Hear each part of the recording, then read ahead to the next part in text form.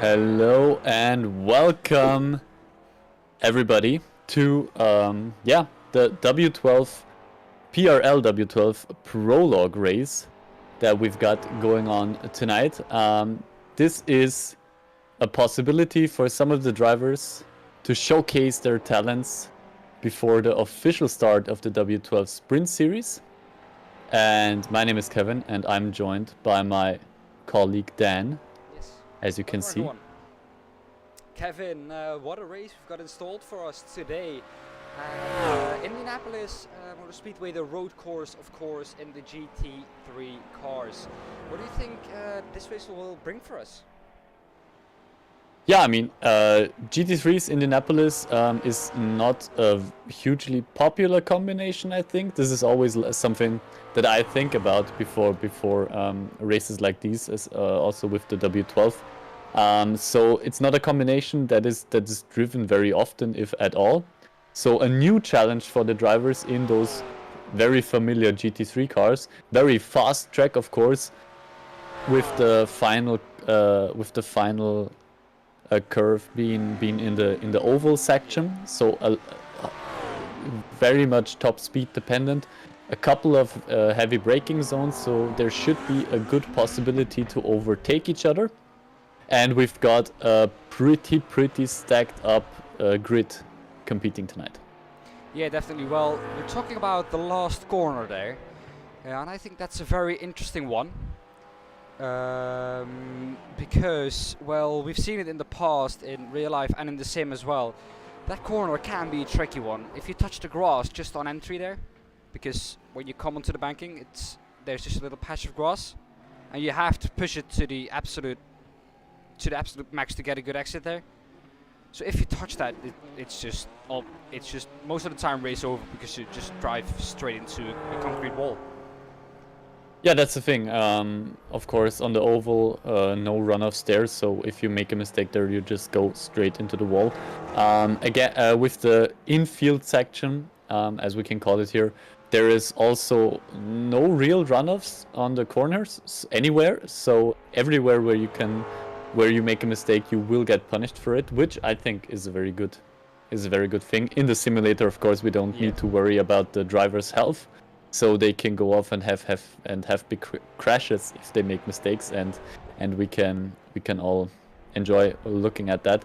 So it should be an interesting race. Again, we've got a couple of two, of course, the start-finish straight with the oval, but also in the infield section we have one medium length straight, which with a heavy braking zone at the end. So again, should be a good possibility to overtake there. Yes. We also got a very special, of course, us being the W12, we don't make things, we don't do things as we usually do them, because we've got quite a special way this race is going to take place. We've got the GT3s, we've got them on the fixed medium downforce sprint setup. Yes. We've got at the moment going on a 1 hour practice session, which is coming to a close. Then at exactly 8 p.m. the 1 lap qualification will start.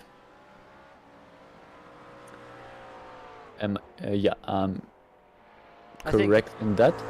Yeah, you are, I think. After that, I think we have a 40-minute race. Exactly. And, at the end of that, we have our 3 drivers who will get the prize of tonight. And Kevin, that prize is, I think, one all of them that are in this want.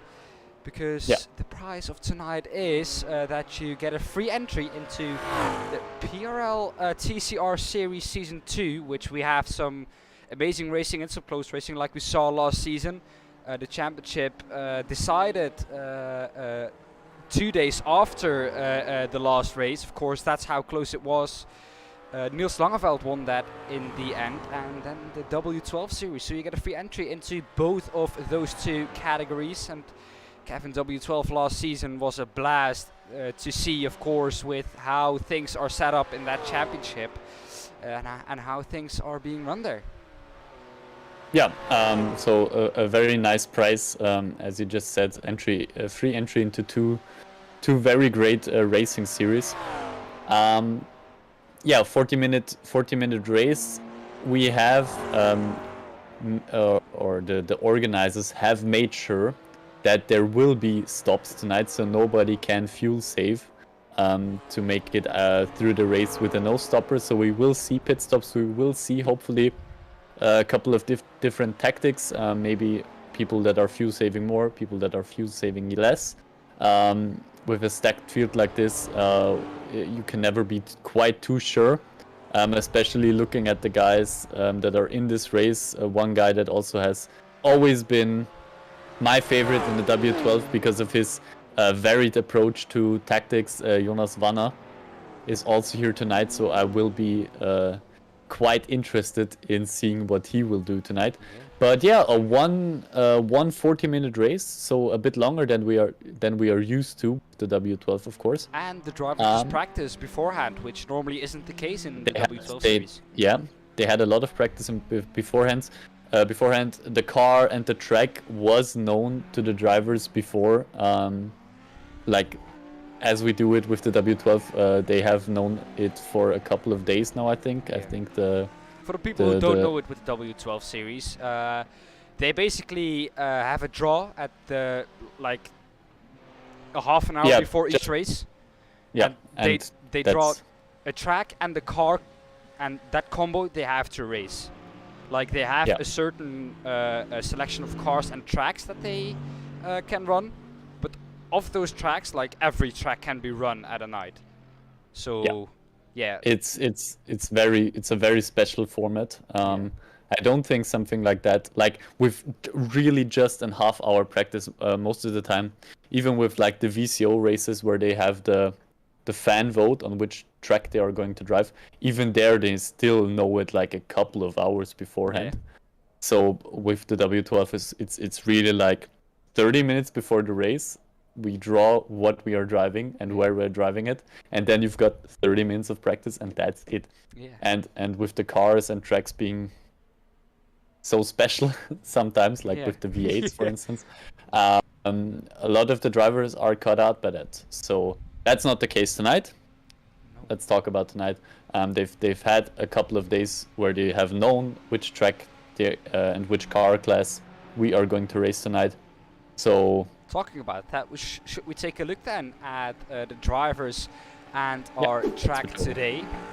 At the moment, it's Martin Stadtmann. Florian is not in this, I think, but he is out on track. Oh, one yeah, of the only few out of. Is he? Yeah, 14th. Okay. BMW. Yes, he is. Yeah. So well, we have the GT3s, like we said. And like you can see in the timing tower on the left, we have a variety of cars in this. One being, of course, the McLaren. Not a car that we see that gets picked often. Only two of them in this race, and one of them is in the lead at the moment, in the hands of Mirko Bortolotti. Yeah, McLaren. No, it is. If you can tame it, it is a really solid and it can be a really fast car. But it is quite difficult to drive. I know it because I'm a sucker for the McLaren. I love this car to bits, but I know how on some of the tracks it can be pretty difficult to drive. I don't know how it is in Indianapolis. I have never driven here in the GT3s before, so I couldn't tell you. But I've got some insider information that the cars from the VW group, so the Audi and the Lamborghini, are set to be the quickest tonight. There is no BOP in place from our side, so we are running the iRacing BOP. And yeah, we will see how it all pans out. I mean, apart from Mirko, from Mirko at the top with the McLaren, we've got two Lamborghinis in the top 3. Then we've got a Ferrari. So there is, in the top 10, we have quite a good variety of cars. Very surprising that the first BMW is down in 14th with Martin Stadtmann, with Florian Stadtmann. Only two of them in the race. And only two of them in the race. I don't know how the BMW BOP-wise is at the moment.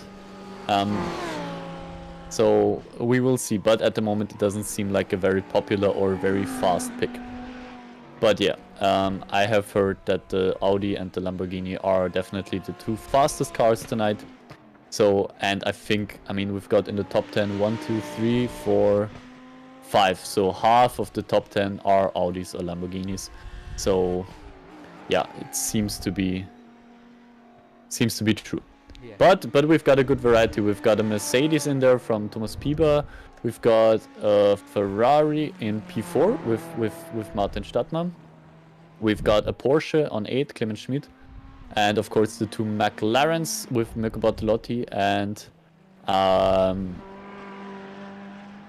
think. and Baldov. Yeah, Matthias Baldov is in Matthias Baldov. the McLaren as well. But practice has over. come to an end. It's time for qualifying now. 1 lap each driver. This is, I think, lone qualifying. Yes, it is. Of course, would be a bit mad to only give the drivers 1 lap and do that in a open practice session or in an open session. So yeah, you just focus. I'll try to keep my eyes out on the sector times, if anything, violet or purple. Yeah, Better well, said. it is If always anything, difficult in these kind of qualifyings, the lone qualifiers, to keep track of who is actually fastest. Because Yeah, definitely. Because we can't actually compare them on track. We don't know where everybody is. But I'll try to keep an eye open. Of course, I mean, as we have seen in the practice session, I think you can say that the usual suspects from the W12, if you have watched the W12, you know who might be on top at the end of this qualifying session. Of course, Mirko Bortolotti, always a fast driver, but also drivers like, again, Jonas Wanner, Hendrik Augustin, also always very fast, Martin Stadtmann, also always very fast, are always a good shout for a pole position. Mirko has done a good job with the Macca in practice, but can he do it in the qualifying session? Only 1 lap. Only 1 lap, so they also have to get this right. Again, I don't think that we will have too much of a problem with off tracks. I think those won't be a big issue. Maybe 1 or 2 drivers, but I don't think like for the majority of drivers. Because if you go off track here, again, you're just sliding off because you're in the grass anyways, so the lap would be ruined anyway. Well, it is easy after the long straight in the infield. It is easy to just catch the grass on the inside, and that will very easily give you an off track, because the way iRacing counts off tracks. Yeah, the first drivers are starting the lap at the moment. Daniel Sommer has the fastest first sector. He just jumps in. Also, Impulse Racing, also very quick guys. So he is already in his flying lap. He's got at the moment the fastest first sector. I'm waiting on the times from Mirko. If there is anybody that's faster. Martin Stadtmann now with the fastest second sector. Sommer couldn't beat him there, but it's only 1/10. So those two guys, Sommer and Stadtmann, are very close together. Now Mirko Bortolotti gets the fastest first sector by 1/100th of a second away from Daniel Sommer. Let's find out who will be the fastest, maybe from Sommer and Stadtmann at the moment. We will keep with Martin Stadtmann at the moment, going into the final sector. Going to the finishing line. Let's see who will be the fastest. Clemens Schmid with a very fast last sector. But now it's Daniel Sommer just beating. Yeah. There goes Martin. Bortolotti with the fastest second sector. So he is on a flyer at the moment. First and second sector is purple, but again, Stadtmann, Augustin, Sommer. Yeah, the guys I have talked about at the beginning, again at the top of the table. Where is Jonas Wanner? There he is. I was already wondering where he is. But still, Bortolotti still has the 2 fastest he has a 1:24.30 sector. to beat. Is that going to be the case, of course, with 2 purple sectors? That is looking likely. That is looking very likely. Let's see what he can do in this final sector. Can he snatch pole position away from Martin Stadtmann? Yes, he can. By quite a margin, almost a bit over a 10th. So with this close of a field, getting a gap like that, not too bad here from Mirko Bortolotti. Yeah, last sector wasn't the fastest. Who had the fastest last sector? the last sector goes to Jonas Vanna. He beat him by 100th of a second. His Baldov So, across the line. What's going to be for him? Not pole position, definitely. But he's going to jump up into ninth. P9, still a good position there for Matthias Baldov. Lucas, We still got a few cars out on track. Lucas Kramberg, he just not beats bad. him. P8. P8 here for him. We've still got Josh Files, I think, Yes. going around. He's the last one on a lap. My question to you is he going to be able to finish this one? Only 25 seconds left? I don't think he is. Yeah, no, that's not going to be enough there, I think. He just finished the second sector, and the last sector is almost 40 seconds long, so I don't think... It's usually a quick driver in PRL, no, but and he messed it up there, and he just, tried. It's a good look at the Mercedes we got there. Yeah, he came very close to the camera, there again. Looking good. Yeah, so that's our field for the race tonight. Yes. I think we have we messed it up a bit? I don't know. I'm looking at the grid right now, and it is Mirko Bortolotti in pole position. Second is Martin Stadtmann. He is beaten by Mirko Bortolotti 1 1/4 of a tenth. That is quite small margins at this track. Of course, quite a long track, but a fast one. Jonas Vanna in third. Fourth is Henrik Augustin. Fifth, Daniel Sommer. He beats Clemon Schmidt to fifth. Clemon Schmidt sixth, of course. Charles Dawson, he is in 7th, 8th Lucas, and 9th Thomas Pieber. 10th Matthias Baldov, and 11th just behind him is Marnix Heiser, a second away from pole position. Then of course Stefano Pellegrino in 12th, 13th Florian Stadtmann, 14th Nick Kerstens, a good qualifying for him there. Jan Linsen 15th, 16th Matthias, or I think Harald Blomeyer, of course. Pepe Kerstens is in 17th, Josh Files in 18th. A disappointing qualifying for him because he usually is one of the faster drivers. Pino Kruijveld in 19th and Hugo in 20th. So I think what I meant with we messed it up, I think we've got what we missed before. So we've got the 1 lap qualifying now, and now we've got a 10-minute heat race that will decide the starting grid for the 40-minute feature race. So that's what we have missed before. I'm sorry for that. So now you're all cleared up. Okay, we have a standing start. I did not expect that, as we have a jump start, I think, behind all of this. In the Lamborghini, I don't know who that is. No, that won't be a standing start. Are we just rolling away? No, of course, we have the pace car in front of that. I got confused there because we saw the lights, of course, coming up very early. Well then, what are you looking forward to in this one? Well, this heat race will all be about... that's the thing which makes this very interesting, is you've got the chance to improve on your starting position, but you can also fall back all the way if you have a crash. True. That is going to be there is a interesting very fine line between trying to go for a better starting position and maybe overtaking a car, but like also losing everything you have worked for in qualifying. Yeah. So that's the fine line that the drivers must balance, and not only them, but like also with their sparring partner in that moment of time, in the guy that they are fighting, because he will have the same calculations. So like, am I going to step back, to not fall back all the way, or am I going to fight it because I want to have this starting position? You know, both of those drivers have to make those decisions in the middle of fighting. We've only got 10 minutes. It's a very short race, so it will be flat out all the way. No need to save fuel here. We have the track now in front of us. The track is 4.04 kilometers long. I think I said it was a long track, but that is definitely not too long of a track. 32°C the track temperature, so that is quite a good track temperature for these drivers. Normally we see it a bit hotter, but this is quite a good temperature to race at. Yeah, of course, Yeah. it's low wind, so not something to take into into account. Of course, located in USA, this track, the road course of Indianapolis.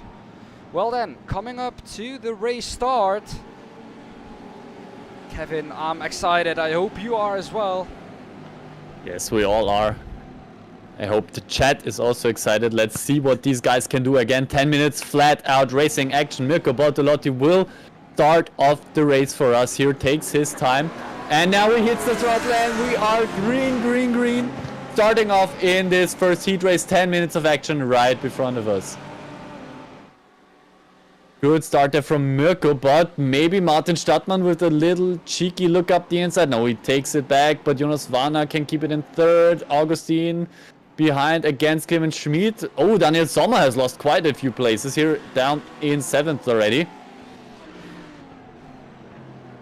Stadtmann has also done a good job. There was a little bit of a contact, I think, between Pieper and Stadtmann at P10 back there.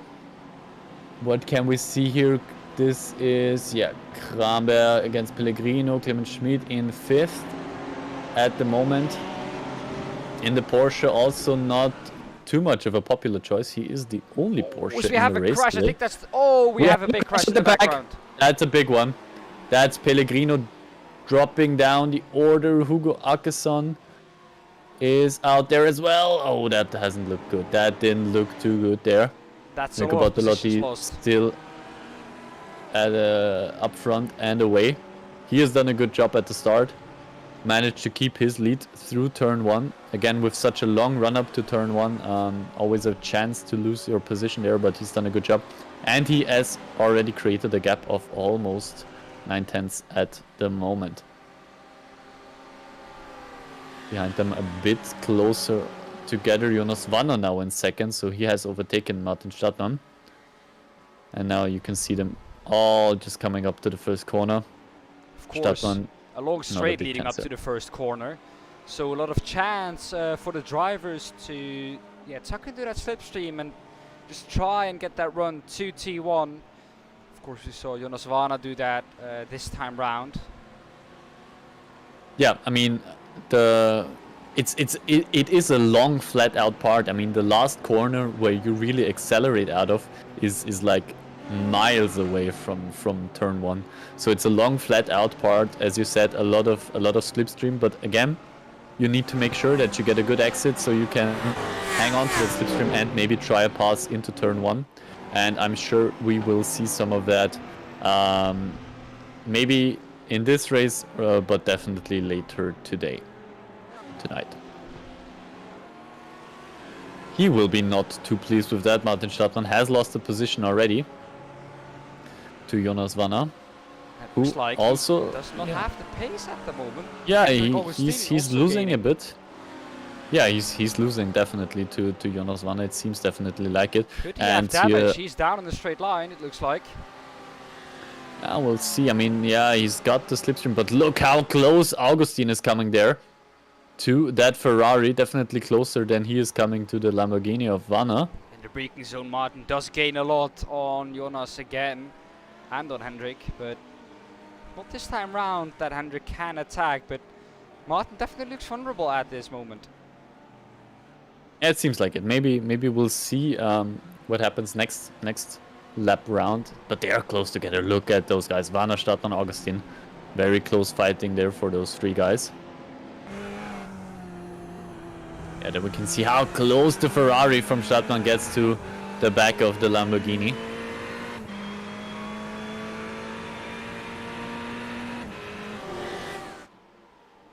Again, yeah, he is very good in the braking zones, the Ferrari of Stadtmann.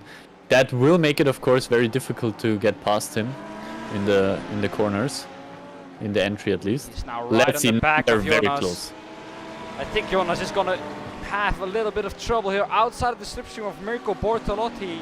Yeah, he's lost it now. He's 1.5 seconds almost behind, so he won't have any more slipstream. And now he might be in for some trouble. Now Stadtmann is really close. He already goes to the left. Oh, that was there a bit of a contact? Now he's all the way to the right there, Wanner. And Are they Augustin, is he three gonna wide? make it a double around the outside? No, he thinks the better of it. No, and even Stadtmann can't do it at the moment. Like we said, Jonas also very good in the braking zone. I personally thought that Martin had the edge there over Jonas, but the inside line looks to be the better at T1. Yeah, I mean, I do think so. You have a lot of room there in T1. It's a very wide track, so you have a lot of room to, like, even if you brake later, to just you have a lot of space to make up for it, I think, on the track itself. So you can the inside line is not so much compromised as it would be on other tracks, I think. Yeah. But still, now Schmid is gaining. All this pack is getting closer at the moment. And I think that's Kurtscheff that that's fighting 4 cars. Yeah, I mean, I don't know if Vanner is just. At the moment. I don't feel like he's driving so slow, but look at Mirko. He's gaining seconds a lap. 5 drivers So, like, within 2 seconds now. This is going to be a huge slipstream fest. Down to T1. Yeah, it feels at the moment like Vanner is holding him up a bit. Because look how much Bortolotti is just driving away. He's gaining a second per lap. But those guys can't seem to make it past Vanner at the moment. Jonas and Martin Stadtmann. Stadtmann is on the side left. into Can he T1. outbrake him there? Side by side into turn 1, but you can see he's got so much space, Vanner. He can also brake very late, but maybe now Augustin around the outside. No, he has to fight off Clement Schmid, and Schmid is passed now. Past Augustin into 4th position. Brilliant driving there from Clement Schmid. Of course, using the fighting ahead of him to get ahead of... Yeah, but look at how close the cars are at the moment. That is some good stuff there. That put that directly into my veins. That is some great stuff. This is where we live for as race fans, of course. Now, Clement Schmid, can he attack Martin Stadtmann as well? He's a bit far back at the moment. He's done a good job to get past there. Again, this is for the starting positions, so neither driver will want to make like contact and compromise the race completely. So they will be a bit more careful there. But yeah, we'll see. Look at how close all of those cars are. But still, Vanner is holding on to that lead. He has lost almost another second to Mirko Bortolotti. That man is just flying at the top in his McLaren. And there it is again. Coming up close to the back of the Lamborghini. Now again, side by side into turn 1. It's not enough. You can see.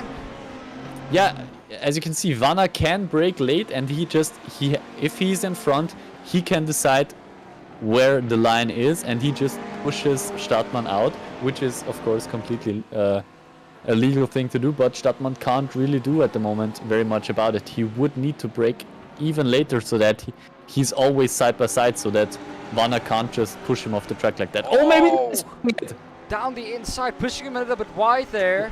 Was a contact. I've heard a bit of metal crunching. They're again side by side.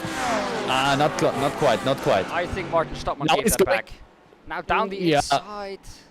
I don't think he really had to run. I don't think that was that big of a contact there. I think that was all, like, let's say fair game at the moment. But you can see those guys, they are really at their limit. And yeah, one man that is profiting heavily off of this is Mirko Bortolotti, already 4.6 seconds ahead. As those guys, of course, aren't able to go as fast as they might be able to. Closest he has ever been around the outside, very early on the straight already, around the outside. Is in front now. He is in front now, so maybe that one is the 3 one. wide into turn 1. Now it's up the inside. Schmid, and he also takes 3rd place. So Vanner has hold on to 2nd place all the time, and now loses 2 positions at once. Great stuff. No, that was some very late braking by all 3 drivers, but they have made it work. Maybe now Vanner is going. Ooh, it looked like he was going close. for revenge overtake there. Stadtmann is through now, but the race is more or less over. I don't know if we have another lap after this. I haven't seen a white flag. Huh? Is it not? This well, is not the last lap. Mirko just got over the yeah, line right. with more than 1 yeah. minute 25 to go. Yeah, well then, we've got another lap after this, so let's see if Stadtmann can use his pace and get away from those guys a bit. But maybe let's look back a few positions. I think we've got some very big fights brewing back there as well. The drivers are all so close by each other, so you can't really make out. He has lost a lot of positions. He's down in 9th Augustine now. is, yeah, you see, that's really like, yeah, what you really don't want to happen in a race like this. Okay, maybe let's go back to the front. Vanna seems like it's, yeah, that looks pretty close there. Vanna is trying to go back past him and Schmidt. They are 3 wide again. There is a bit of a contact between Vanna and Schmidt, and Schmidt loses more positions there. Unbelievable stuff. Vanna is through again, and Schmidt is down to 6th. So that's what I was talking about. On the outside now also, Lucas, is he going to be able to hold on? No, just not. He has to slot back in behind Clement Schmidt. He was up to 3rd, and now he's down to 6th. That is how quick it can go. That's what I was talking about. Risk and reward.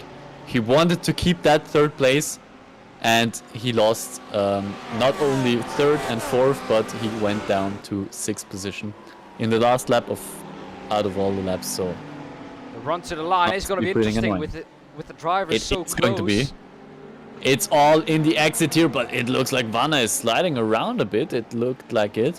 Yeah, I think Stadtmann has got this in the bag. Well, 2nd place at least, because the winner is Mirko Bortolotti. Yeah. Easiest race of his life. Yeah, he takes the 1st place, and he will start from pole position in this race. Let's see. Wow, it all ends in the 2nd and 3rd places. Yeah, it is Stadtmann in front of Baldauf, Sommer. Sommer has also lost. Like, he also went down to 5th. Baldauf in 4th position, so very good race there from him. Yeah, I mean, so much happening, we almost couldn't keep up there. That was pretty crazy what happened there at the top. Nick Kelson's gaining 2 positions on his qualifying position. Also a good but a quiet race for him. Yeah. Everybody who has gained will be happy. Everybody who has lost will be pretty annoyed, I think. Yeah, but biggest loser there is Charles Dawson. He's lost 9 positions. Of course, I think he was involved in that big starting crash at the beginning of all of this. Yeah, that was a big shunt there in the 1st lap. So yeah, will be interesting to see. Will be interesting to see how this pans out. Coming across the line as the last one. Still on track. We are still waiting for him. And there is in P14, so he will start in 14th. Well, we have the grid then now. Let's quickly run over it if it is here. Do we have a grid? SDK? No, we apparently don't. Well, that is a big F. Then I'll tell you the grid real quick. Can I? Oh no, we have a warm-up to go into first. Well, I'll get us 2 up on screen then again. Well, Kevin, we saw, like you said, a race in where, of course, risk-reward was rewarded, and there was a punishment if you were too eager to gain those positions, like we saw with Clement Schmidt. Yeah, I mean, in his case, it wasn't like even eager to gain positions. He just wanted to hold on to the position he had at that point. So, but that's what I was talking about. I mean, it's not only you that has to think about risk-reward. It's also your competitor who maybe thinks about it a bit differently than you are.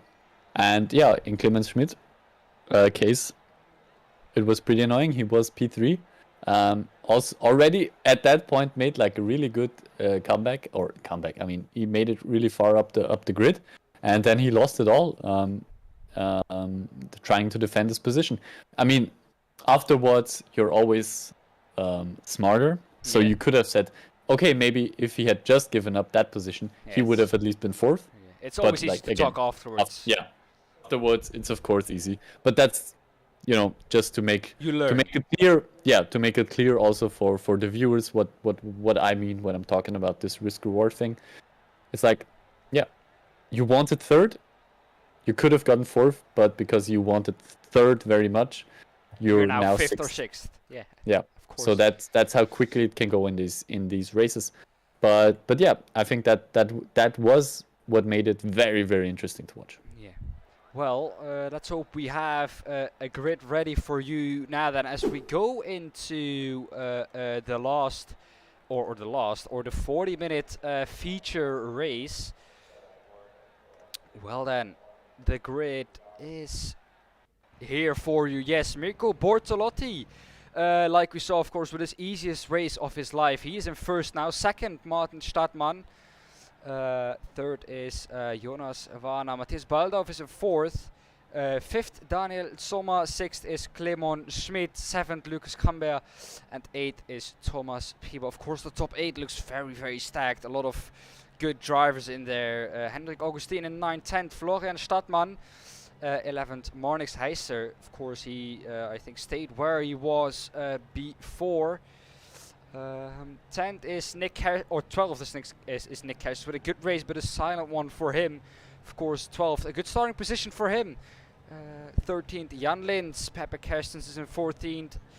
Stefano Pellegrino in 15th. And of course, after that crash in the heat race, Charles Dawson will start in P16. 17th is Josh Files. 18th, Harald Bluma. And 19th, Hugo Ekersen. And last but not least, Pino Kruijveld. Of course, we know that he can perform, but it is going to be difficult to get into that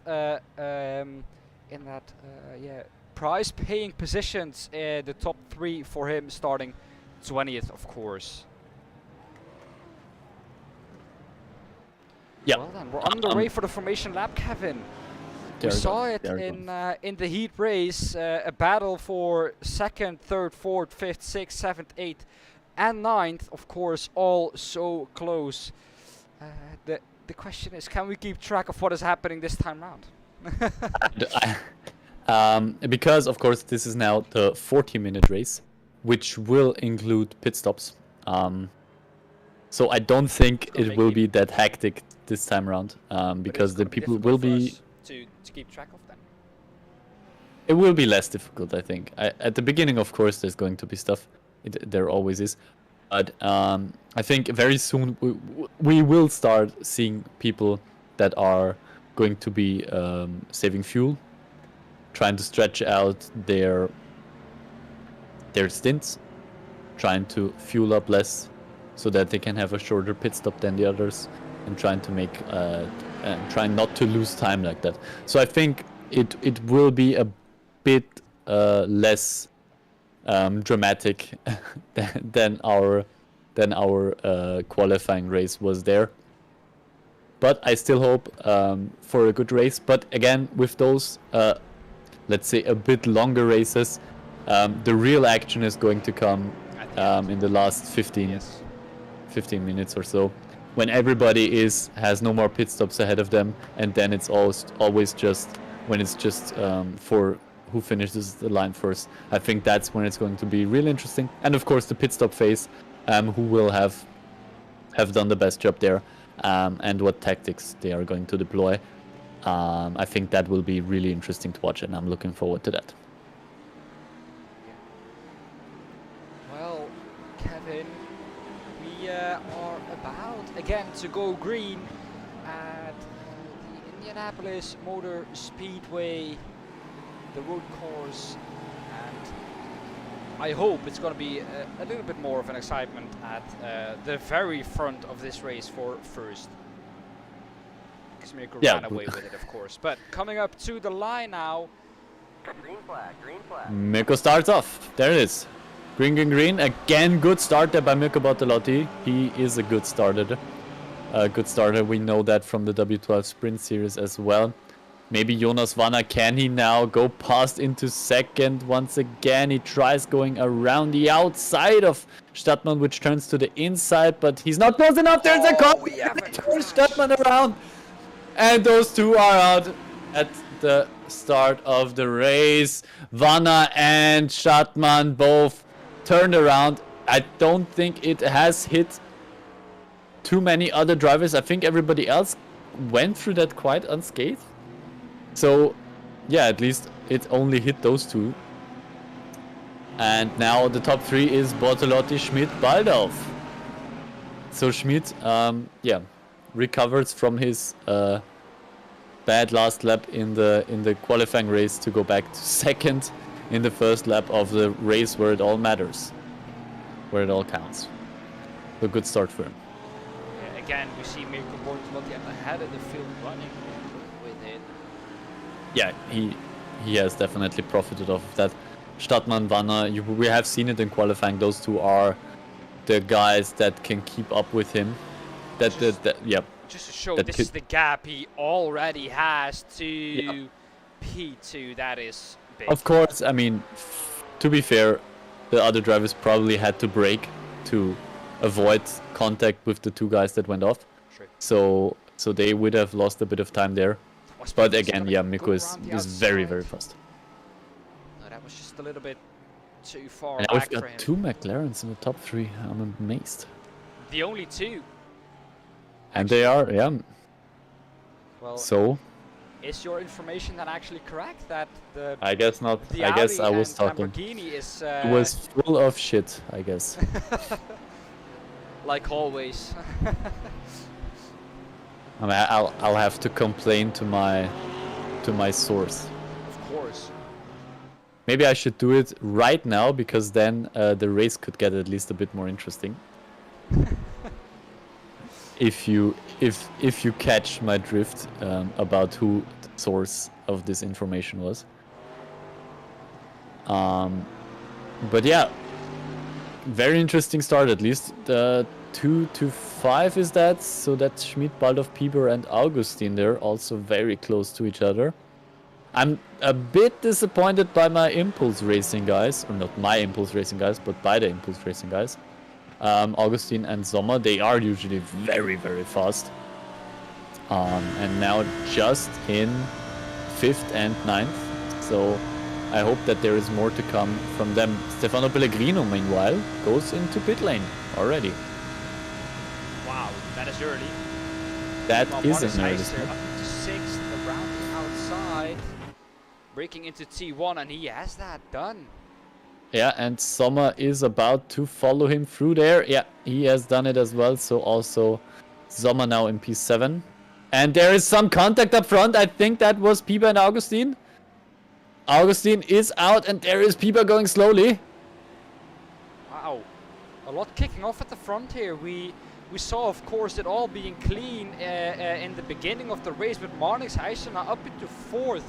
He has gained 7 positions from his starting position, 9 positions gained by Hugo Akers, and those are the biggest gainers. But I think the biggest talking point at the beginning of this race is really the amount of contacts we've seen here. Already, yeah. I mean, with Stadtmann and Vanna, who are already back up to 8th and 9th. So you can see how fast those two guys are. They just didn't give each other enough room there. I don't know who was at fault. I don't want to blame anyone at the moment. But yeah, those two guys were just fighting very hard and just both came off worse for it. I think that was also a very fair end to the whole thing. If there is no driver predominantly to blame there. Mikko Bortolotti just set the fastest lap at the moment. He is 1.5 seconds a lap quicker than the drivers behind him, Clement Schmidt and Matthias Baldorf. So he is really, really a lot of drivers going into the pits already. So Daniel Sommer now, Lucas Kramberg, Marnix has gone to the pits as well. So he is giving up his good position he had at that point. And yeah, Jonas Vanna already back up to 4th. Martin Stadtmann still lingering in 10th. So there is a bit going on there. Oh, of course, we see Jan Lins here so close now with Nick Hessens. He has also gained 5 positions. Hugo X up into 6th, but of course we have now the pit stop period underway.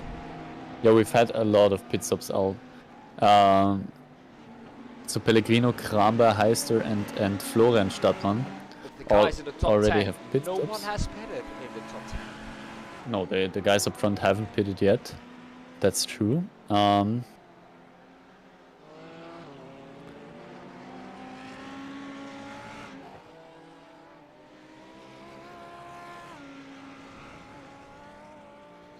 But a lot of guys are going into the pits very, very early. I don't know what is going on here. Martin Stadtmann, Hendrik Augustin in front has also pitted or is in the pit lane at the moment. Martin Stadtmann also going into pits, as you can see here. Daniel I think Sommer it's very is going close. into the pits now. Maybe they are just now like filling up. Yeah. I don't know how long they can drive on one tank of fuel. I don't really see. I don't know how big the fuel tanks have been made for this evening, but it seems like they're just not big enough for a whole race, actually. No, yeah, I guess that they are just not enough for a race. So maybe the guys have had enough to just fill up now and go to the end. Maybe with a bit of fuel saving. We saw someone pitting after 2 laps already, so maybe Mirko, our fuel saving master, because we saw, of course, him saving a lot of fuel in the W12 series. Yeah. Yeah, he is maybe able to stretch it out with 2 laps. Is that possible?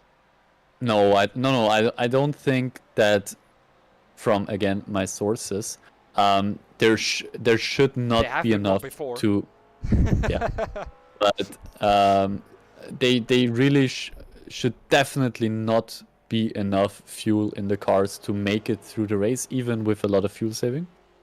So that's because that was very important. So they shouldn't be able to drive throughout the whole race. So everybody should have to do at least one stop. I mean, with Mirko being at the front, he just drives, he just saves fuel, and he's now at the point where he doesn't really have to. He just has to drive his pace, and he should stay at the front at the moment. It looks pretty likely. I don't think Schmid and Baldauf at the moment have the pace to keep up with him. If we are looking at the last lap times, for instance. Okay, the last lap times were relatively close.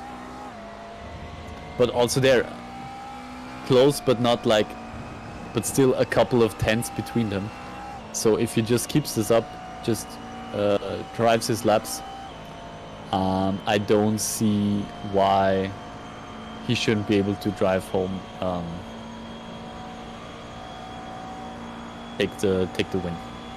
Yeah. Again, they are not far off, Schmid and Baldauf, but again, also 1-2 tenths behind Bortolotti, and that's enough. He just needs to increase his lead bit by bit, and he's already got a 5.5 second lead, so he's pretty much safe there at the moment. And that lead is getting eaten into. But from what I could hear on board with Matthias Baldauf, is that he is already pulling in his clutch at around, I think, 500 meters before his braking point.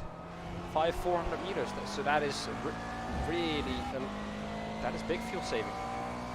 Yeah, they are definitely fuel saving. So that's they want to stretch it out as far as possible. That's pretty much Mistake from Matthias Baldauf. clear. Yeah, he was sliding around a bit.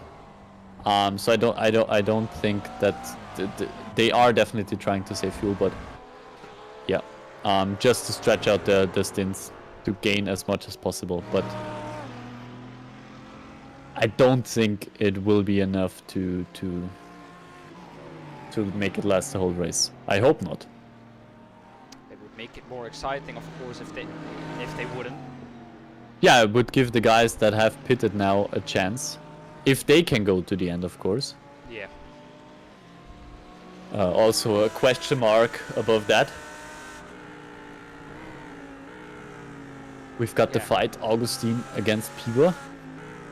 It's Mercedes versus Audi. Of course, the Audi if I have to trust Kevin, of course the car you want to be in, of course a Mercedes is not the car you usually pick. Only two of them, or three, excuse me, in this race. One of them already out. Yeah, very, it's very not close. usually the fastest thing around. It's a very safe car to drive, so you can like depend on it if you're not very sure about a track or something. You can almost always depend on it being a car that you can definitely bring to the finish line, so that with a car like that you shouldn't make too many mistakes, I think. The Audi, of course, being a lot snappier. Lift-off oversteer is, of course, a big thing in the Audi, and generally it's always a bit more of a tricky car to drive. But also almost always a bit faster than the others. But you're right at the moment. I mean, the Lamborghinis are starting to show how fast they can be, with 4, 5, and 6 all being Lamborghinis. Slana, of course, being the lead Lamborghini. Hugo, I think I expect more from him, to be very honest. He's a driver that, in these GT cars, he's very well known in this Lamborghini. Of course, in other leagues, drives the Lamborghini, of course, till it almost doesn't run anymore. That is how much he has driven this car, but fifth at the moment, 6.5 seconds back from Jonas Vana. Not gaining really at the moment. So I expect more from him. If we look at the last lap time, he's a second behind Vana with the last lap. 25.2 for Jonas Vana, 26.5 for Hugo. They are all very far off the top three. So the top three guys are driving 24s, and Jonas Vana, who is a very fast driver, is only driving 25s. So they are a bit off of the top three. The top three are doing a good job at the moment of driving very fast.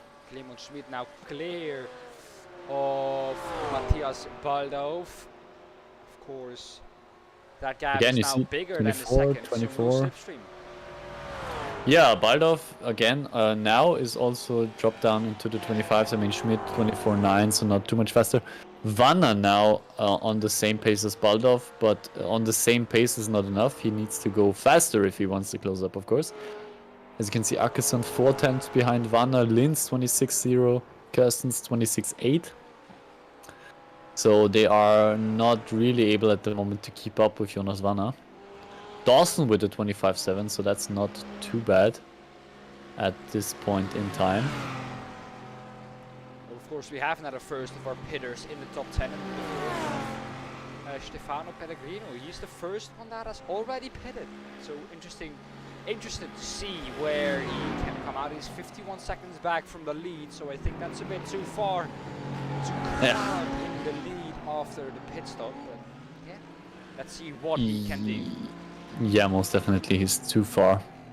Pitted after 2 laps, so I'm also interested. Now he has gone past. Oh, Kirstens, I think, has made a mistake.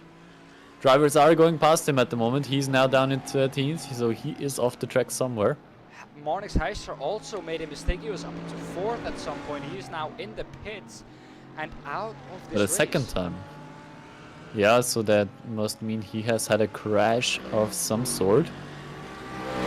I think those two guys that we are looking at right now, Hendrik Augustin and Thomas Pieber, they are just trying to gain on the guys in front. So you can see how Augustin not really making a move on Pieber at the moment.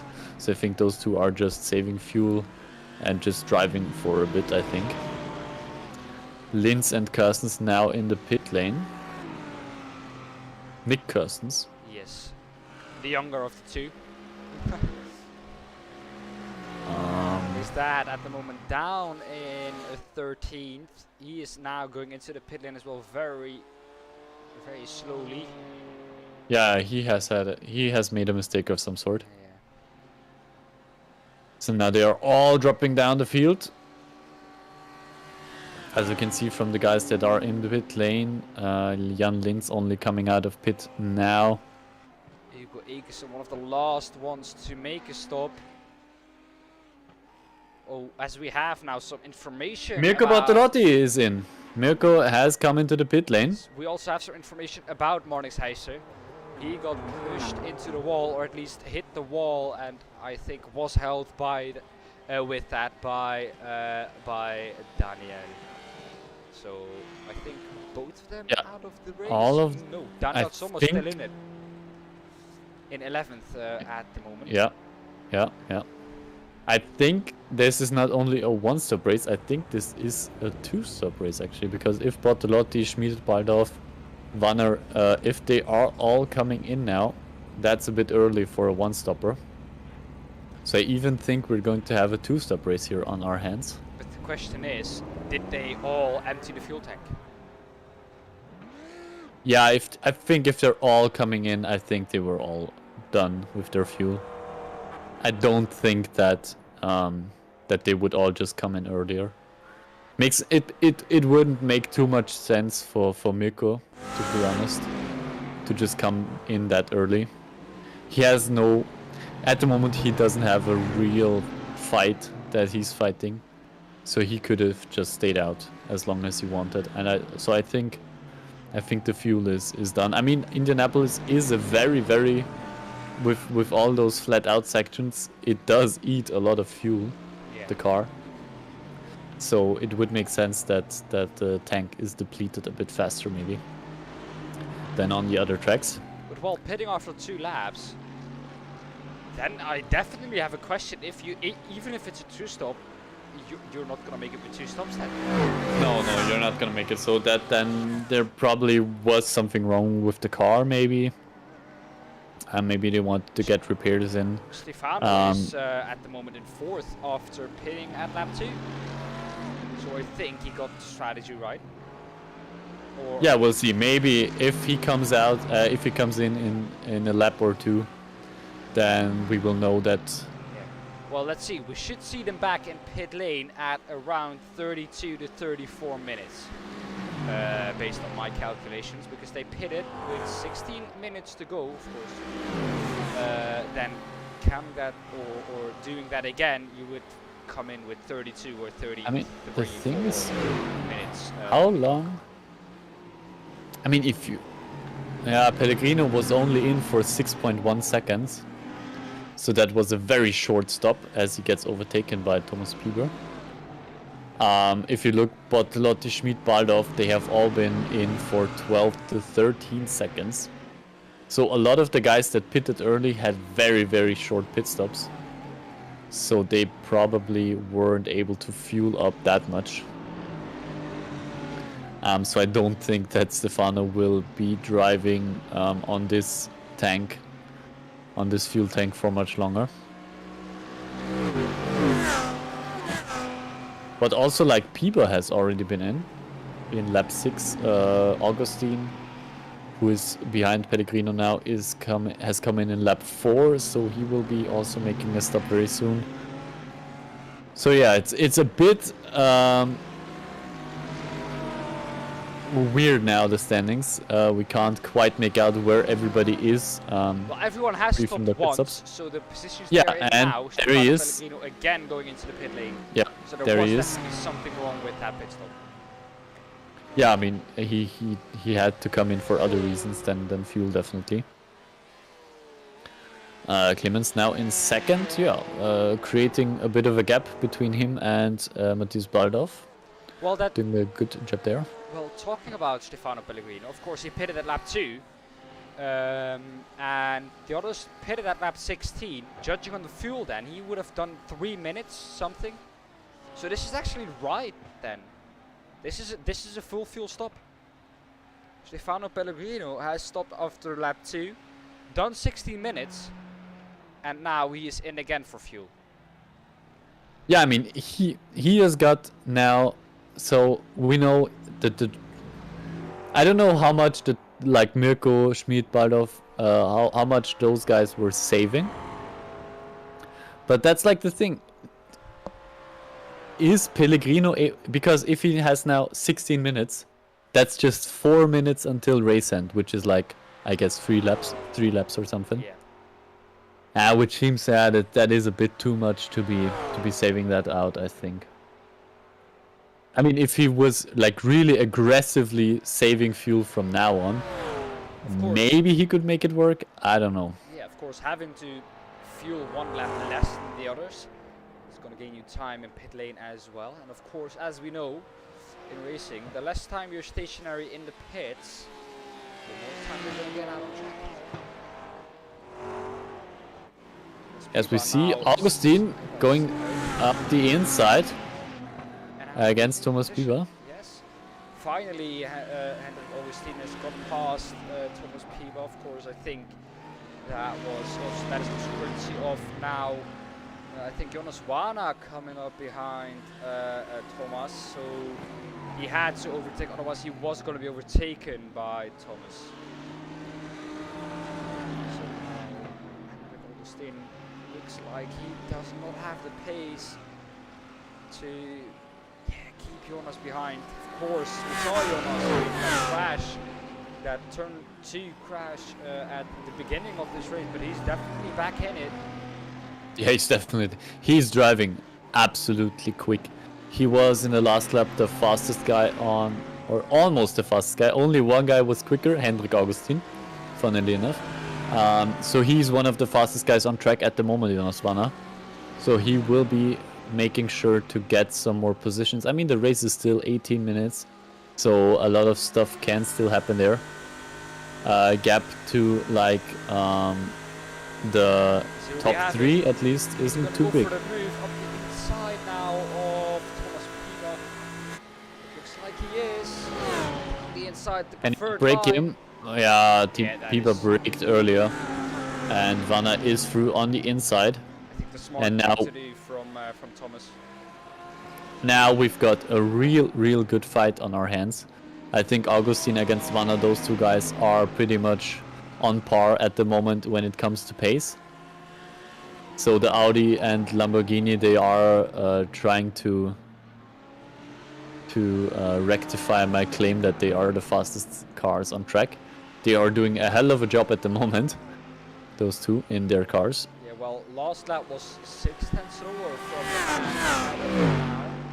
So I don't know if Hendrik has the pace to fend off Jonas, but he definitely has to drive 24s now if he wants to keep Jonas Wana behind.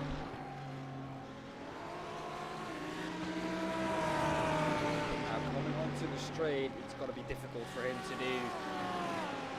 Jonas is definitely close. Is he close enough? Is somebody coming into the pits? Yes, Augustine is coming into the pits at this point in time. And I think So with this 25 will be minutes his to go, last lap, that will his be last stop. Indeed, his last stop.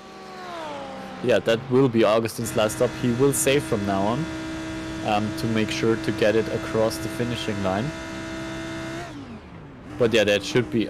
we can hear Vanna also. Not a lot of pulling the clutch there, but there he did pull the clutch for a second. So he's also trying to make this stint a bit longer than it could be.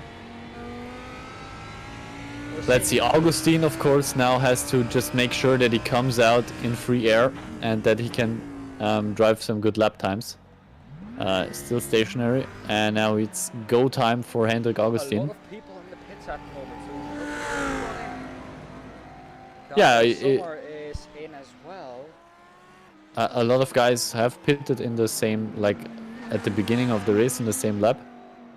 We have seen that, of course. So of course they would come in now as well. They have definitely done just that. They have just driven just enough that they can make a two-stop work. Because they should be able to get through now if they are driving smart.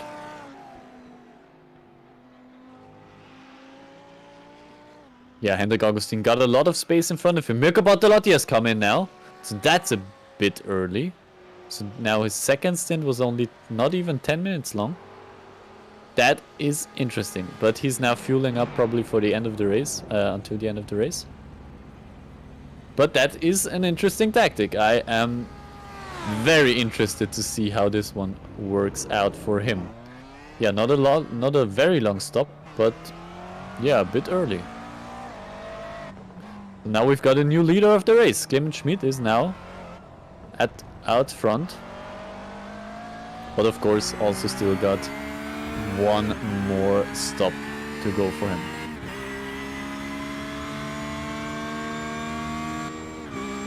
See here, Clemens Schmid at work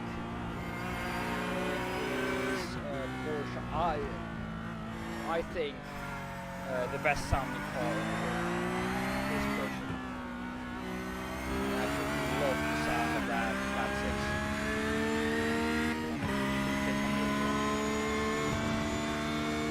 Yeah, it's definitely not today, but usually a pretty popular car.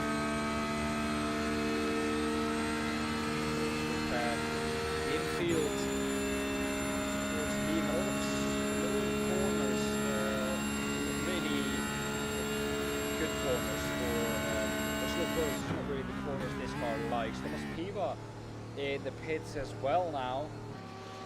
Also, yeah. I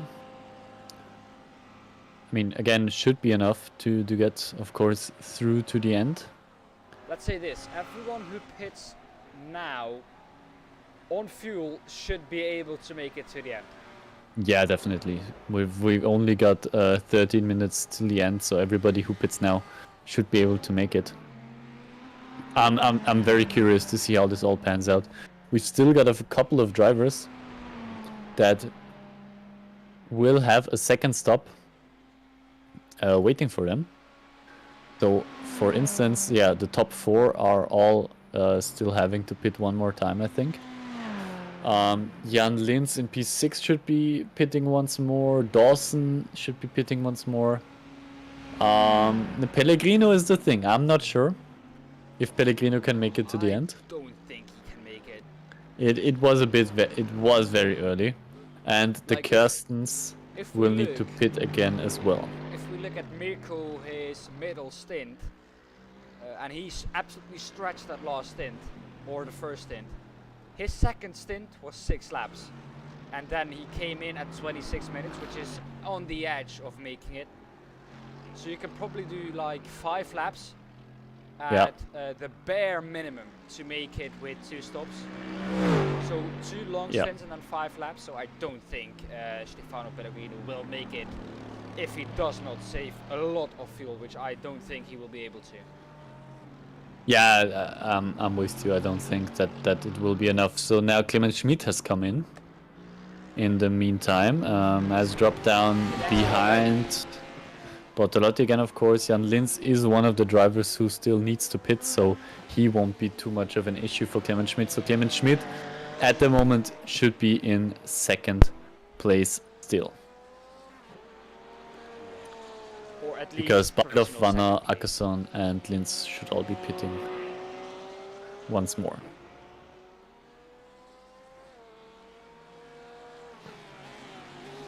He hasn't lost too much time to Mirko, I think, so that's a positive, of course.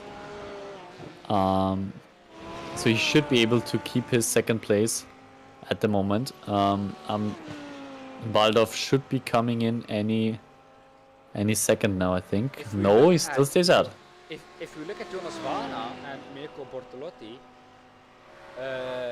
Jonas is quite a lot faster than Mirko Bortolotti every lap.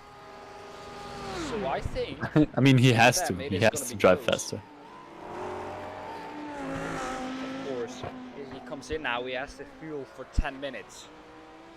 And Mirko had to fuel for, I think, the full... Yeah, a full stint, 60 minutes.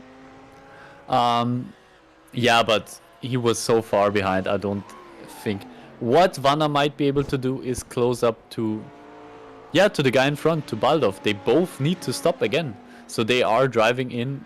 So Vanna is 1.6 seconds behind Baldov at the moment. And that is for position also after pit stops.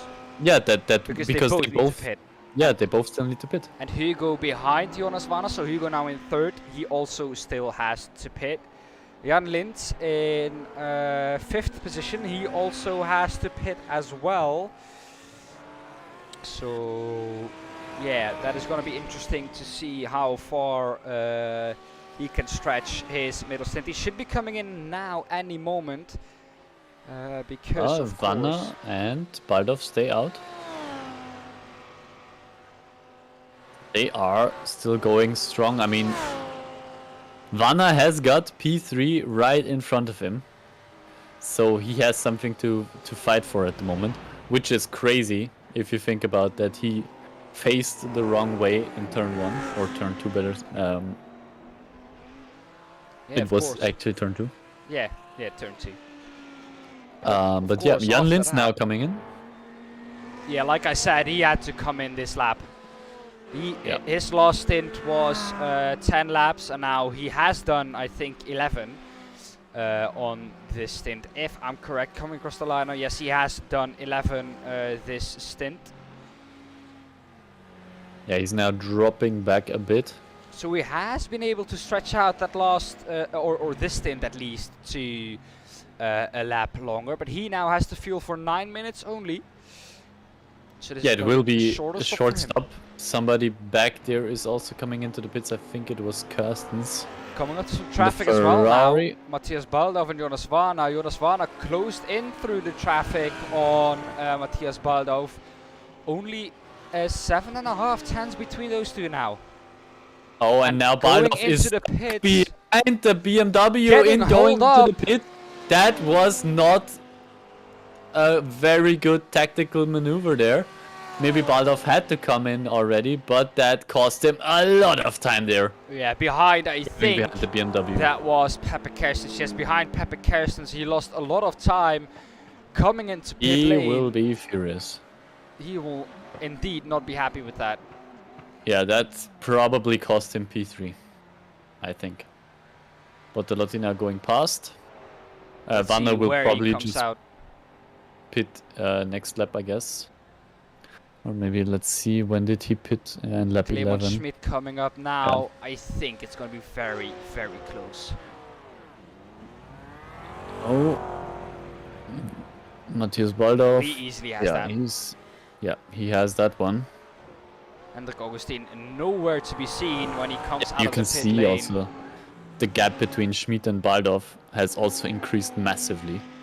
Jonas so Varna now. Is he going to come to the Baldov- pit this lap is my question.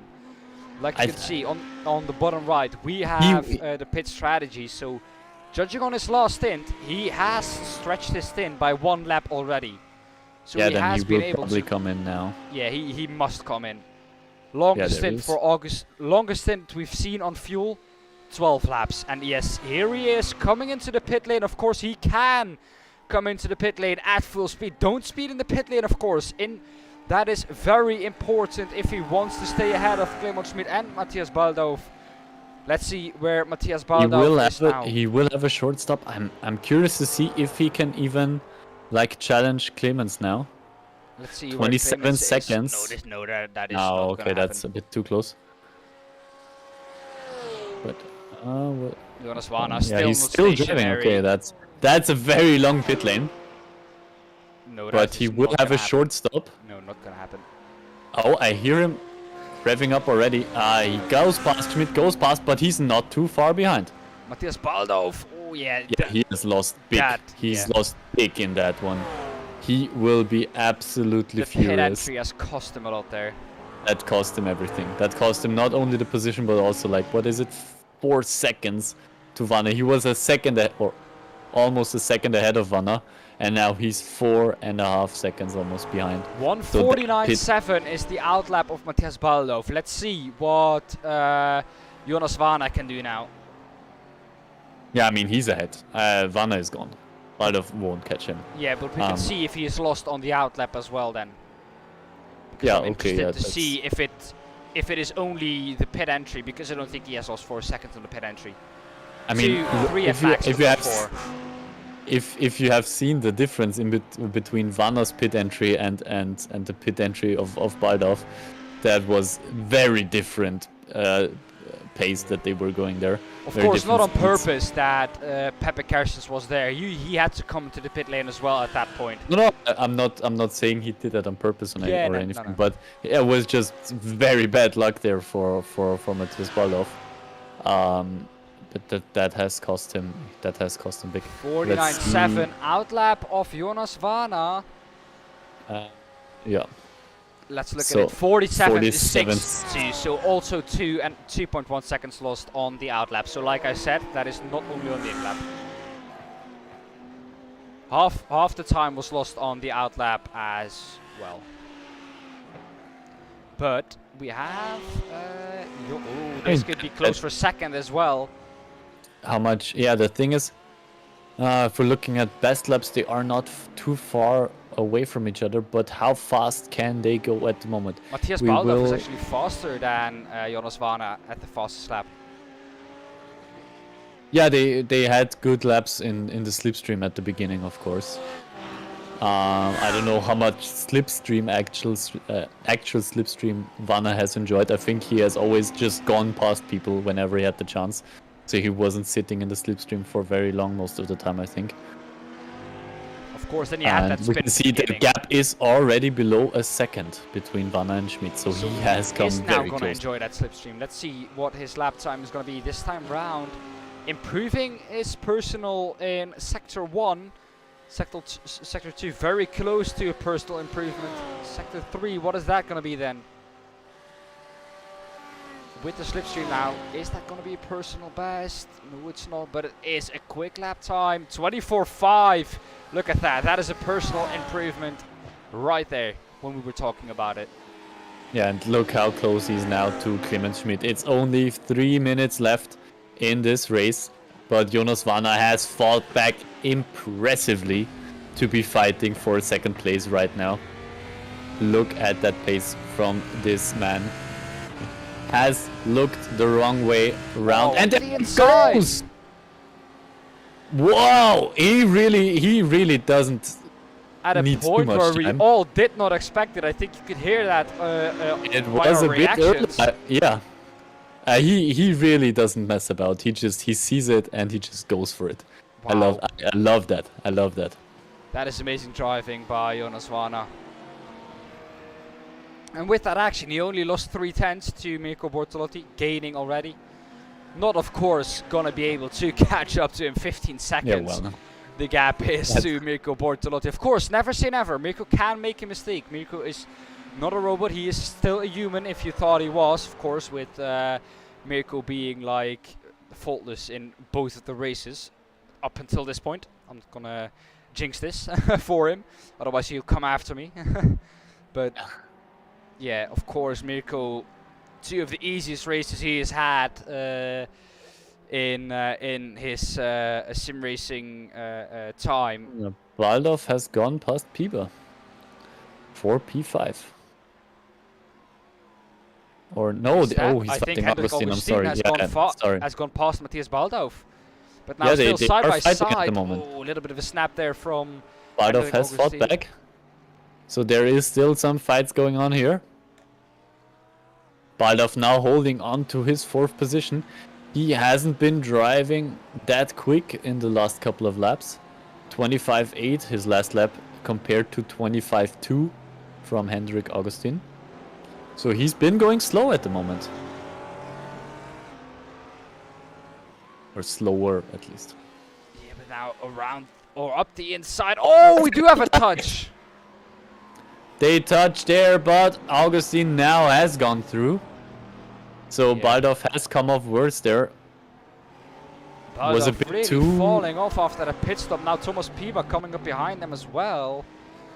Is he gonna Can he lose? maybe do something? Yeah, of We course. have one more lap left. We are in the final lap. Mirko Bortolotti Now on the Mirko last lap. Bortolotti. Last lap, We are on the final lap. or that gap has come down by a second already between. Oh, look at Baldorf, look at Baldorf, look at Baldorf. There's something happening there. He's going back past Augustin there on the slipstream. Yeah, he's through. I That don't know. McLaren is going very fast, obviously. I don't know if that was letting him past, because Augustin had And a the last very lap. high line. No, he had a very high line there. I think that was on purpose. Of course, I mean, I arguing wouldn't see about it why. Doesn't matter. Yeah. Yeah, he's going heavy, Yeah, but this is- why? Why would This he? is letting him past. I don't know why, but I think it's letting him past. Yeah, but I wouldn't see a reason why he would do that. Yeah, That contact that they had, I think that was I more think on Baldo that than was, on Augustin. Yeah, he was squeezing him a lot. Of course, he is comfortable that he can do it again, going for it in the Yeah, last he's lap going for maybe. it.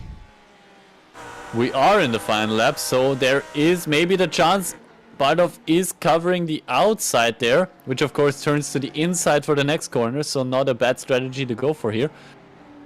They are having a big run to the finishing line. If Augustin can have a good exit here, everything depends on the exit now. Mirko Bortolotti comes Mirko across the line wins to the win race. it. Jonas Vana in second, also In front of not Jonas really, Vana and Clemens Schmidt now in third. But this is But the battle there we're are interested three in. guys.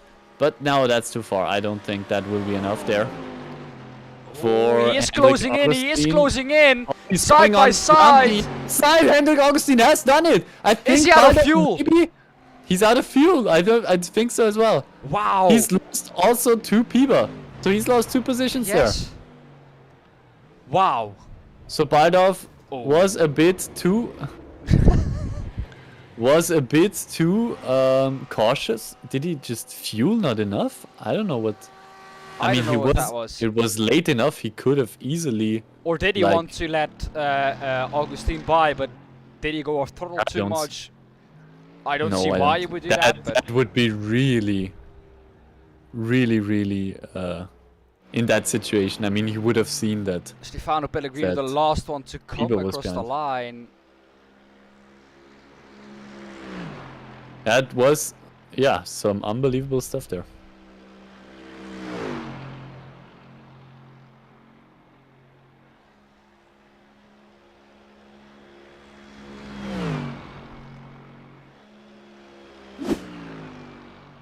Yeah, he's. And then here we have our top 18. We're only going to run over the top 18 because, yeah, people didn't finish the race. Mirko Bortolotti wins the race ahead of Jonas Vana and Clemon Schmidt in third. So those 3 drivers will enjoy their entries into the PRL TCR series and the W12 Sprint Series Season 4. Hendrik Augustin just misses out on that. Thomas Piba in 5th. 6th, Matthias Baldo, of course, with that controversy at the line, and we can argue about that all day what it was, but we'll never get to know if he doesn't tell us. Hugo Ekersen in 7th, a good race for him. He gained 12 positions in that feature race, so a good race for him. Doesn't actually give him anything. That is why the stakes were so high, of course, for the top spots, but Jan Lins in 8th, Stefano Pellegrino in 9th, 10th is Charles Dawson. 11th, Nick Kerstens, still a good race for him, together with his dad, Pepe Kerstens. A good result for them out this evening as well. Lucas Cambe in 13th, 14th, Daniel Sommer 15th, Martin Stadtmann. He won't be happy with that result. Manis Heister won't be happy with that as well, being up in 4th in the beginning. And then Florian Stadtmann in 17 and 18, Josh Files. Well, Kevin, I'm gonna get us two on the screen again. Well, Kevin, wow. Again, Mirko Bortolotti, we saw him run away with it again. 2 of the easiest races he had, I think, in sim racing so far. Not really threatened by anyone, even in the first lap. Of course, due to that crash at the front, but yeah. He ran away with it in both of them. Yeah, I think he could have had a bit of competition if Stadtmann and Vanna wouldn't have had their crash, of course, because we've seen how quick Vanna was. He could have definitely kept up with Bortolotti. We know that Stadtmann was also very fast, so those two could have kept up with Mirko, but yeah, they had their incident in the first lap. So yeah. Incredible recovery drive by Jonas Vanna to go back up to second after that. Definitely. So that was great job by Jonas there. Yeah. Clemens picking up the pieces, avoiding the contact and coming home in 3rd position. So also a good result for him. Hendrik Augustin, after a very disappointing qualifying race from both of the Impulse guys. Also coming home in fourth. With Thomas Pieper in fifth. Again, Baldorf, you've mentioned it. Very, very interesting finish there. If it was fuel, it would. I would say it was a bit. It would be a bit. Yeah. Let's cut to the chase. A bit stupid because I do think he would have. Yeah, well, Kevin, If here it it was is. fuel, he would have fueled. He tried to fuel less, but then it just didn't work out. I think he would have had the possibility to fuel enough Yeah, well, Kevin, because here he it didn't is. come in that early. He only lost 2 seconds on the pit entry, which I think is a bit. That's never No, enough I- about the time he Yeah, lost. yeah, So no, I I think don't. to I make don't up think for the it's that. time lost at the pit entry, he last moment decided to underfuel a bit to save. Yeah, to turn down. Yeah. Because his pace was just it was gone at the end of the race. It was gone. So I think due to his pace being gone, and just also that kind of incident at the pit entry, I Yep. think he underfueled a bit and just underfueled too much, and just he paid the price for it at the end of the race onto Yeah, the line. definitely. I think that seems like a plausible explanation, but then you just need to go through with it. Then if you say, okay, I'm gonna underfuel, I'm trying to get I'm trying to gain some time back this way, you need to stick by it, and then you just need to fuel save. But again, we don't know exactly what happens. We can only go from what we see on the screen there. So we don't actually know what happened. Do we have drivers waiting on us to maybe tell us? Yeah, we've got 2 of our top 3 in the waiting room, but they are looking at something at the moment. I think they are looking at the race at the moment. Yeah, just drag one of them in here. Stop the conversation. Can I drag our winner in? Maybe I'll just quickly jump down and just quickly. No, you can't. Just remember that, because I have you on stream. You can't. That's the thing. If we add one now, I think it will shift my picture, won't it? No, it won't. Okay. I'm gonna get Mirko in here, just to try. No, it does not shift your picture, and Mirko is in here now. Great. Well, Mirko, welcome. Hi guys. Yeah. Mirko, of course. Just bring them all in. They're waiting. Okay. Okay. Yeah, Kevin, your job. Well, Mirko, I'll begin with you then. My first question to you is, well, how did you stay awake? Running away with it in both races. One of the easiest evenings you've had? Yes, for sure. But not because I felt to be much faster. Just because the race went in my direction. Especially the second one with the big pile up they made in the second corner. That helped me a lot to pull away. After that, it was, as you say, a little bit boring. But still, I got shocked at some stage because my calculations were completely wrong this time. I thought it's gonna be 1 pit stop, but in the end it was a 2-stopper. So that was the only thing. We were talking with Clemens together in our channel, and yeah, we just figured out quite early that we needed to stop again. So yeah, that's what we did at the end. Yeah, it's a shame for Martin and Jonas what happened there in the first 2 corners, and also some other accidents that happened in the midfield. But yeah, I hope they still had fun, and I enjoyed it quite a lot. Talking about that first lap incident, one of the people who profited very much of that is also here right now, Clemens Schmidt, who has come in 3rd in the end. If he's Hi guys. Yeah, there he is. there he is.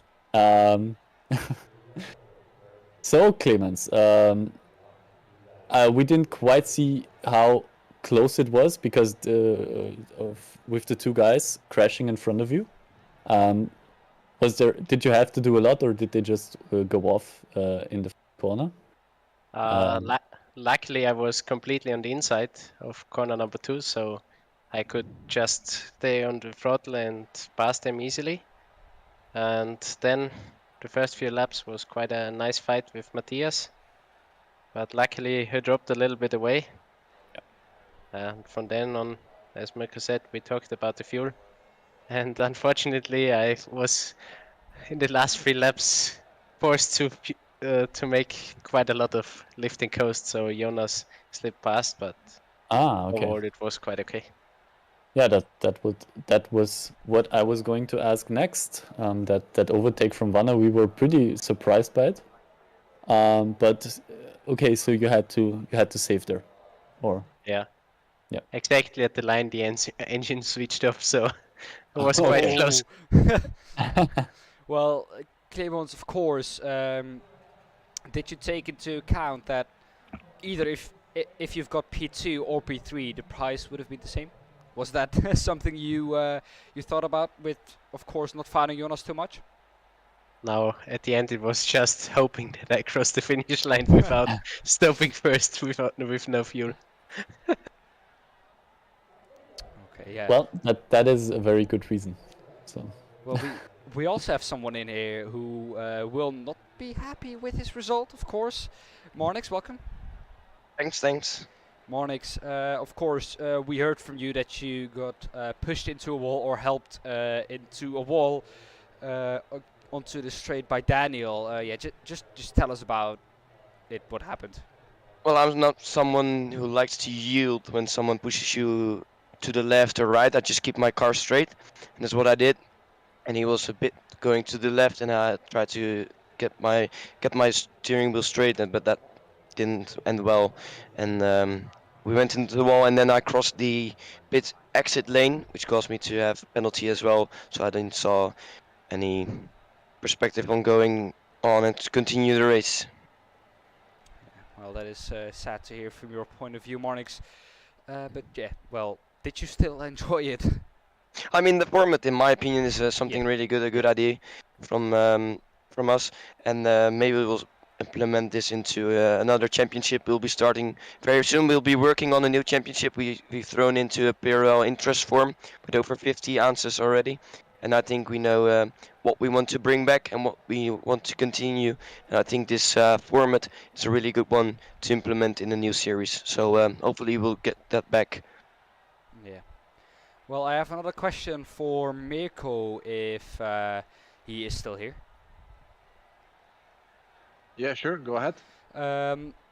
Mirko, you of course had a shorter second stint.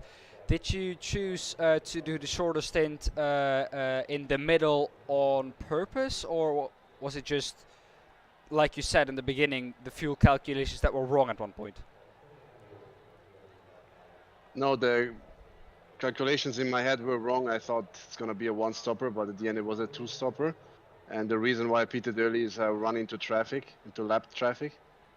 And I was in the window with the fuel tank that I could, fill up the remaining fuel to get to the end. So that's why I anticipated the second stop. That's the only reason behind it. I was not under pressure in that moment. My gap was, I think, around 10 seconds to Clemens, so I had everything under control. And it didn't make a difference if I stayed out long or if I came in early as soon as I was in the window to do so. Yeah. I think you had a shorter last stop as well because you fueled to a full tank in the second stop, I think, or in the first stop, I think. Yeah. Okay. Yes, absolutely. I filled up the full tank in the first pit stop, and then I just filled it up again to the full tank, but I still had half a tank or something. So in the cars, I could have continued or stopped, and I decided to stop earlier. Okay. Yeah, well, I think I have asked everything I wanted from you. Something to add? No. That's also what I wanted to know. So thank you, Marnix. Thank you, Mirko, for taking the time. You guys. Congrats, Mirko, on the victory. Definitely. And, Thanks, guys. Thanks for hosting and for streaming. Yeah. So let's see if we can come back with the W12 soon. And yeah, the TCR is gonna start, I think, quite soon now. Yeah. 2.5 weeks, yeah. Yeah. That's the one final question I have for both you and Marnix. Is there a championship you're going to focus most on? That's a question for both. I think for me it's for clear that it will be the TCR because that's part of Platinum, and I think for Mirko it's the same answer for him, that he'll be focusing on W12. But we work together as a good team where we inspire each other and have good ideas, where we help each other out where we need. For example, with the BOP or with organizing or drivers briefing. So I think we'll divide our attention to both, and we'll create something amazing together. Okay, well, to both of you, thank you, of course, for the interview. Mirko, you still had to go. Yeah, no, for me it's more related to the schedule, to be honest. As when I'm at home, on those days I will always be driving if I can. Doesn't matter if it's the one or the other. But the problem is now not the problem. The fact is that obviously the schedule is the crucial part. When I'm at home, then I will be there. If not, it's a bit difficult. Yeah. Okay. Well, thank you to both of you guys. We've enjoyed to see you, of course, the pace you've set today, Mirko. Congrats with the victory, and yeah, hope to see both of you guys out on track soon in the TCR and W12 Sprint Series. Cheers. Thanks, guys. See you soon. Yep. Well, Kevin, for us, it's time to end it. I mean, what a race we've seen this evening. Both of them full of action. The second, Definitely. yeah, the second one of them more of, yeah, a little bit dirtier driving, if you can say it like earlier. that. Yeah. Again, we haven't had that good of a look on the first lap incident between it was Vanna and Stadtmann. Knowing those two, So they are both great drivers. They know the limits of their car, and they have just overstepped it. One or the other probably is more to blame, but we don't know it. We're not gonna put blame on anybody. But stuff like that happens. And yeah, it's part of racing, so I wouldn't put too much on that. We have seen some great fights throughout both races. Of course, the 10-minute race, of course, was a frenzy. It was just all kicking off because, of course, they had just very short time frame to make stuff happen. With the feature race, 40 minutes, of course, it's going to be longer. It's, of course, going to be a bit more focused on the pit stops and other strategies. But even then, we have seen one or two very, very good overtaking maneuvers. And some very good fights, and it was the varied strategies, I think, have made the feature race yeah, definitely very enjoyable to watch. We've had 10 minutes of absolute craziness in the qualifying race, and then we had 40 minutes of strategy, and that is has its very own unique appeal, I think. Well, I mean, we saw two different races, so what more can you ask for on an evening like this? It was some good stuff. Something that I think the W12 is very much known for, and has provided in the past as well. And I think that was a very good glimpse, a good taste of what's to come in the next season of the W12 Sprint Series. Yeah, well, of course, the PRL TCR series being in different cars, it's not really something you can take into account this race, but the racing will still be the same. It will be, I think, even closer than we've seen today, because of course these TCR cars are so closely matched. We have a BOP in this series. Like we saw last season, 1 point in it at the end of the championship. We did not even know at the evening itself who was the champion. That's how close it was. So yeah, of course, looking forward to both of these championships. Well, Kevin, I definitely enjoyed it. I think you did as well. I hope the people at home did enjoy it as well. That's the most important part. That's hope. Why we need you guys. That's why we're making this. Definitely. For you guys to enjoy it. And yeah, it was a great night of racing. Definitely stay tuned to the Platinum Racing League channel to never miss out on some great racing. Subscribe and hit the notification buttons so that you always know when the stream is going live. Don't forget that.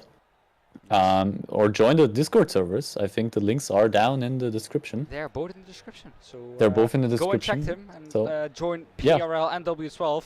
If you're there, we'll or anyone from the server will just navigate you to the I think sign up form, and if you are able to race, welcome. So Yeah. we're always looking for new members, of course, to make the racing even bigger and greater. Yeah, and we hope to see you on track, and we hope to see, if not on track, next time around in this chat on this YouTube channel. Of course, big news where- for the W12 series. For the people that are still watching, we had, of course, 2 different streams, a German stream and an English stream. I always did the English stream, and Kevin always did the German stream. So, of course, yeah. Sadly, the German stream will sad be news. gone. Sad news, yeah. But, yeah. We will, most of the time, hopefully, we'll still be doing a dual commentating role with the W12. But at the moment, it's not feasible to run the German stream. So we will just do it like tonight. So that was also a test for us too, how well we work together. Well, so if you have enjoyed that, yeah, well, I stay enjoyed it. I mean, something different, of course. It's great Normally fun. you're alone. You have to just entertain them on your own. Now you can talk about things during the race when the race is a bit in like, you always have a period in the race where the racing or the gaps are getting bigger and you don't have a lot of fighting going on. So at that time, it's nice, of course, to be with 2 people and just talk about stuff. but that's why we also need you guys, everybody that is watching, to come and write into chat. Questions are always welcome. Questions, answers, memes, whatever. So we need you guys as well. So feel free, just if you have something to note of the stream, if you want something different or whatever, just write into the chat. We would love to hear your opinions. So feel free to just write into chat. I think Dan and I are always happy to Yes. to talk also with chat. Also gives some great Definitely. depth. And so Well, the chat is how we though- knew that Marnix was pushed into a wall. So it, I mean, for instance. Yeah. So Definitely. feel free. Don't be scared. We do not bite. So just write it. yeah. Well, Kev, I think that is everything for this evening. Thanks to all of you at home for, of course, watching. And Kev and I hope to see you, of course, in this stream, and maybe out on track in the W12 or PRL TCR series soon. Yeah. Sign up down for the Discord channels. We will hope to see you there. And yeah, let's finish it off. Yeah. Thank you, Dan. Thank you for another great night of commentating and racing. Yeah, of It was course. great fun. Couldn't have done it without you, Kevin. Of course. Now we are a 2-man army. I don't know how bad I'm off without you. Oh. Of course. yeah. You've done a great job. So also again, check all of the streams out. TCR series also We have a very lot of great. them already. Yeah, well, you PC TCR. I've watched the TCR races as well. They are great fun. Yeah. And of course, as soon as the W12 is coming back, you will see it live on this channel. So again, see you there. Well, everyone, thanks for watching. Stay safe at home, and thank you for watching from both Kev and I. And until the next time.